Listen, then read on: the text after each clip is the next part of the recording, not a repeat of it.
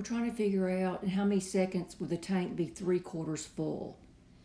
Well, the volume of a cube is length times width times height. So the volume is 10 times 10 times 10, or 1,000 cubic feet.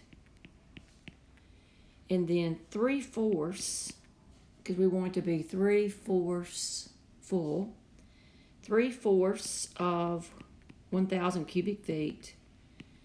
4 we're going to 1,250, and that's 750 cubic feet. Well, how much water has it lost? It's lost 250 cubic feet of water. And it loses water at a constant rate of 10 cubic feet per second.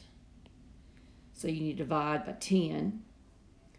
And how many, so it's going to be, and that's 10 cubic feet per second. And that leaves you 25 seconds. It will be 3/4 full.